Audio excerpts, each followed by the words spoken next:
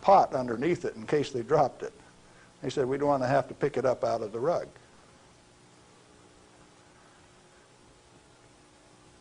When it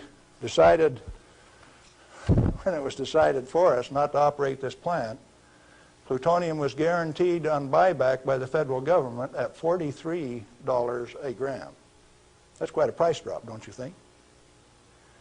When that price guarantee went away in October of 1971, the price of plutonium became $10 a gram.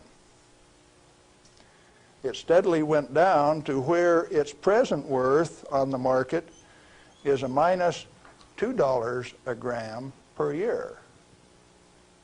That's what it costs you to hold on to a plutonium inventory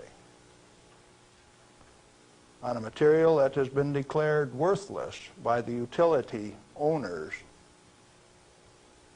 and rubber stamped by the Congress of the United States, and they're spending billions of dollars digging a hole in ordinary rock so that they can throw it away, dispose of it. Okay, what are you going to do with it? Reusable uranium fuel may be properly stored in air-cooled, dry storage in a cost-effective manner. Nuchem in Germany offers this immediate and long-term option as a necessary and safe step prior to reprocessing. They're doing it in Europe. At least 4 regionally located facilities are available in the United States where this concept can be used right now. Barnwell Nuclear Fuel Plant in South Carolina, Midwest Fuel Recovery Plant in Morris, Illinois, this one, Nuclear Fuel Services in upstate New York, and Redox Processing Plant at Hanford, Washington. These fully shielded, already radioactively contaminated storage areas have secure, limited access.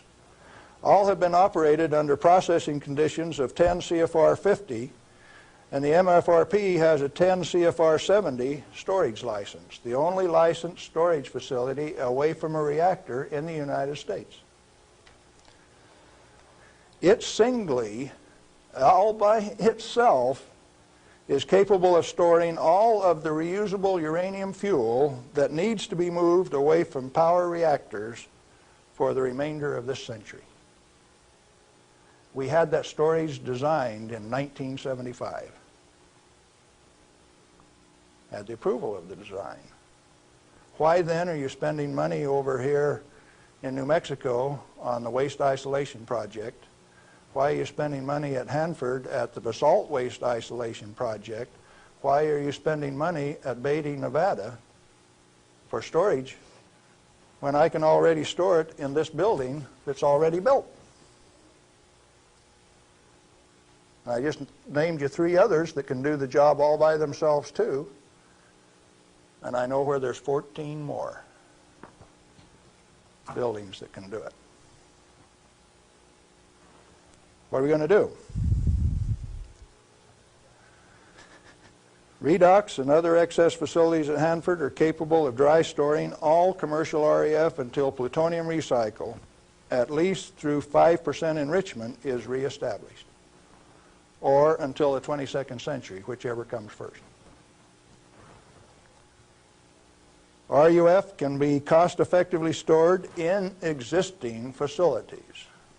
Where does Mo Udall came off then, saying that you cannot use this plant for its intended purpose unless it is owned by the United States government. He has said that.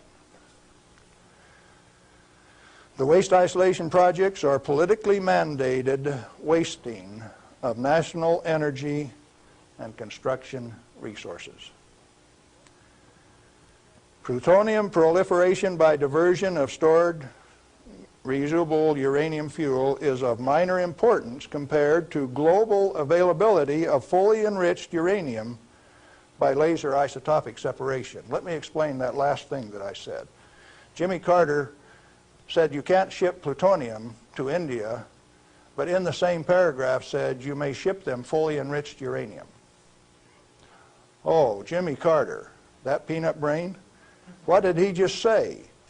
He says that when the Israelis took out the reactor in Iraq, they had fully enriched uranium from France. And he says those rascals, those Iraqis, are going to take that fully enriched uranium, put it in that reactor, irradiate it to plutonium, and therefore have to recover the plutonium in a plant like this, and we stopped them when the fully enriched uranium makes a better weapon than the plutonium in the first place.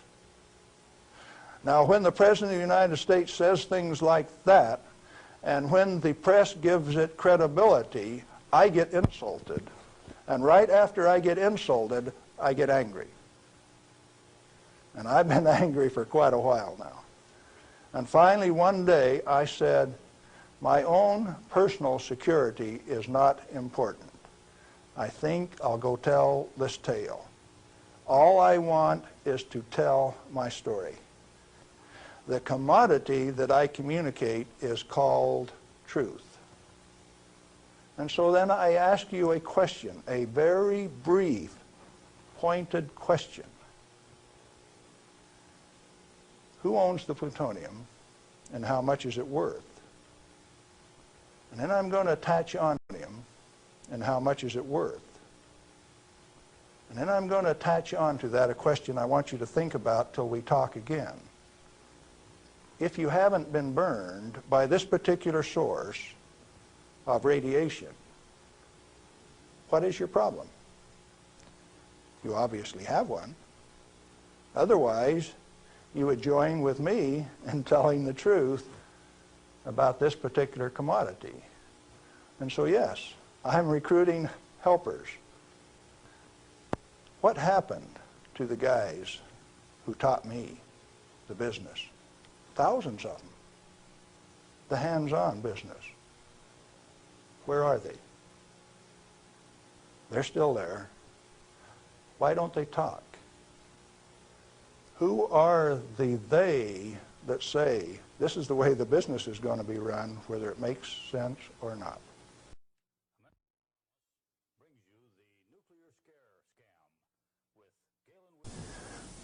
We're back with Galen Windsor, and we're talking about the nuclear scare scam. Galen, it seems to me that from what I've heard you say that the scaring of the people is better than a lock and key to keep this stuff out of the hands of those who might be interested in investigating and keeping this valuable material hidden for just an elite few. This is probably the way that it works best. And so then the secret was to keep from letting other people know that it could be handled, because first of all, we weren't accepted by the community, and the materials that we were working with, they feared, but there were certain few people that realized its real worth, its potential to be used in ways other than to support our national defense. Let me ask you a question, Galen. Are you worried about do you have reason to be worried about your personal safety? Because the kind of people that you're describing here are powerful people. I wonder if you're still around. I wonder how much longer we can expect you to be in this game. Well, on the 13th of December last year, the NRC, Nuclear Regulatory Commission, Region 5, turned out a federal SWAT team to get me on a federal warrant issued by Bob Thomas out of Walnut Creek, California. It was kind of funny in a way. They turned out this federal SWAT team at Hanford, and they had my picture, and alongside it says, "This is an irrational individual. He poses a threat to our security. Take him at any cost." Now, the reason that I'm still here only has one logical conclusion. I have lots of help. Well, you've told us about how that you and others of your friends and colleagues have handled many times this so-called deadly nuclear energy material that the whole world is so scared of. Why weren't you afraid of it? Because we did silly things like recover some of the undissolved fuel elements out of the redox dissolver that burned a hole in it. And we went in and sampled these things by a remote process. We got it out into our hands and found out that we could walk around the lab with them barehanded and they wouldn't hurt us. And we were standing there in the lab tossing them back and forth. Uranium metal that wouldn't dissolve in the boiling nitric acid. Well, if you find out that you can play with it, and it was only 90 days since that thing came out of the reactor, and it doesn't burn you, why should you be afraid of it? So in other words, you're telling me that you learned to not be afraid of it because of practical use and application and hands-on experience. Hands-on. We might even been playing games. Okay, you say that you swam in this water that was straight from spent fuel used to cool that fuel, and Yes. you swam in it. Yep. You told me earlier that you went a little bit beyond that. Would you share a little bit of that story? Well, swimming in it didn't have the desired effect. So I decided I had to be more direct with these people that were giving me trouble. They were kind of hard to teach, so I went to drinking a glass of it a day. I had the bottle of it. Last time I went swimming, I filled this 2-liter bottle with water and washed it off on the outside in the shower when I washed me off on the outside so that we didn't tattletale. You know, radioactive material is just a trace or a tattletale. So you got to get it off so they won't know that you've been swimming in the pool and drinking the water. So I took this bottle in and set it on my desk. And who would suspect that the manager of safety and analytical service had a bottle of spent fuel pool water sitting on his desk, and he drank a glass of it every day. And this was unheard of. Nobody ever did that crazy stuff before. How has that affected you, Galen? Well, as near as I can tell, it made me about 6'4" in my cowboy boots, 210 pounds, and really quite a nice fellow. All right. What then happened as a result of your doing this strange experiment on your desk with this water? What was the result? Can corporations have a heart attack?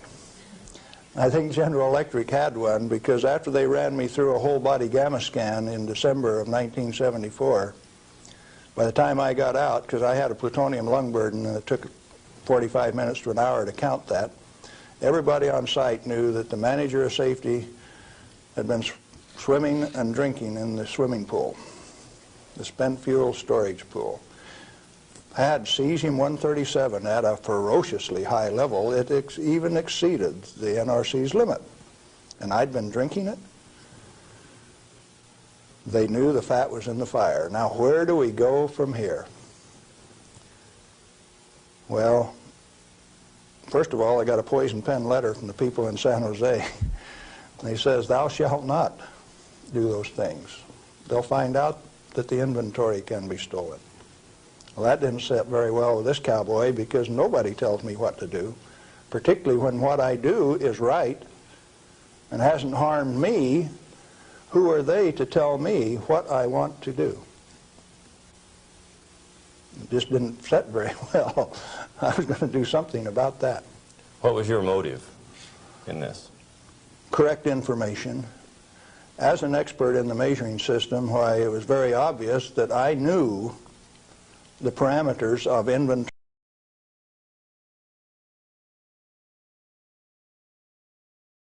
control, the disintegration rate of each of these isotopes, how to measure them. That's how we regulated our inventory. And to have these rascals come along and start playing games with the information that I was very expert in, that I had designed the analytical system for this plant around, disturbed me a little bit. No, it made me fighting mad, and I got angry. And I have to admit, in retrospect, that for the next 5, 6 years, I was more than angry. I was hard to live with. Just ask my wife. Well, in your estimation, then, how dangerous is a nuclear reactor plant? A nuclear reactor plant is just a way to boil water that's the cleanest, neatest, most economical way to boil water that you've ever seen. And so, in my estimation, nuclear reactors ought to be insured under the same insurance policy as any other steam boiler plant, power generating plant. And to have special consideration under the Price-Anderson Act means that the insurance industry has already paid off the Congress so that they can have a ripoff, charging ever in high